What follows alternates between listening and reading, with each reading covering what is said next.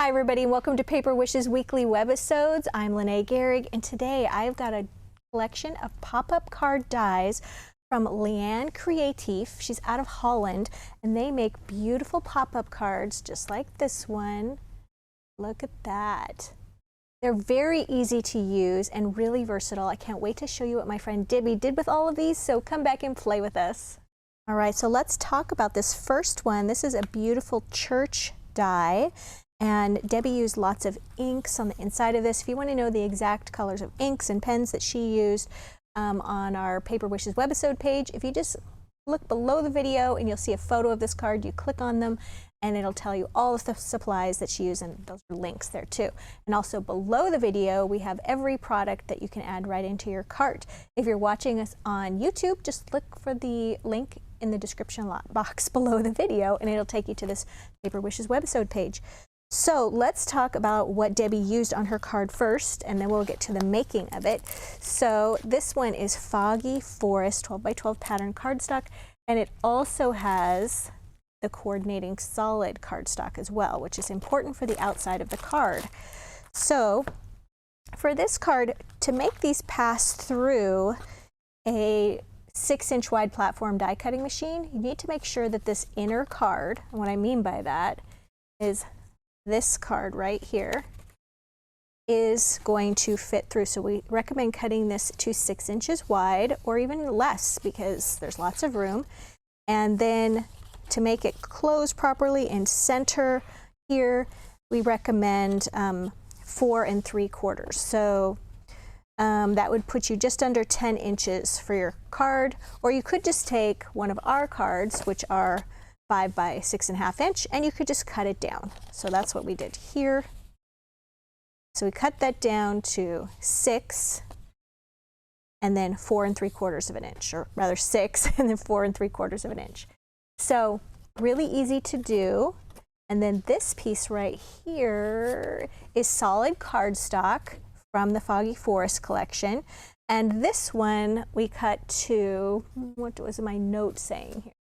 Oh yeah, this one is 6.5 by 10 inches. And then you score it right here at the 5-inch mark. And then you can just put that right in there. And then you have your backing, and that looks very nice. Okay, otherwise your card's gonna look like this. You could put a topper on the top of it, but all the mechanism part is gonna show. So we recommend making it and then putting it in a little sandwich like this. All right, so as you can see here, Debbie used some of the cutouts here and some of the little trees, and then did some inking. I love how she did this. It looks so beautiful. And let me show you then how these sweet little dies work. It is very nice to have a little bit of low tack tape or washi tape to put these on here. And it's real, I should mention on the back here, it shows you exactly where to line up and put everything, and step by step, and you're just going to put these right in the center of your card, and then of course secure them with some low tack tape, and then run them through your die cutting machine. All right, so even though these are from Holland English, there is centimeters, you'll need to convert those to inches, but very, very, very easy to do. We love these dies. All right, this next card, here we go. Look at that one. Isn't that gorgeous? This is the candle set right here. And it has the little holly and the berries and of course the candles right here. And for this one, Debbie went ahead and colored the little flames with markers, and then she used an ink pad to go over the dripping wax to really make that show up. Because these images are embossed, you guys. There's a lot of detail to those. Beautiful. This is what that looks like when it's on your card. Love that. And the paper pack that she used for this is 12 by 12 Christmas memories. There's one here with a beautiful little border. And then she used this pack of really beautiful red Miri cardstock. This is a pack of 10 sheets. And she actually covered her card with the Miri and her little greeting here as well. And then we've got the little berries right here, and she die cut those as well. It just turned out so nicely. Added a little red ribbon from the Red Ribbon collection. Just really beautiful. Love how she did that. She even lined the inside of the card. All right, so the next one, oops, there you go. This next one is the Christmas tree. It's so pretty. That's what this one looks like. And look at that. Isn't that gorgeous? Oh, she did such a nice job on this.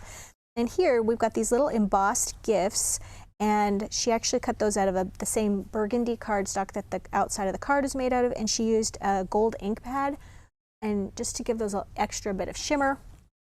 So the paper pack and things that she used for this, she used some solid cardstock, and then Joyful Christmas, which is this nice tan.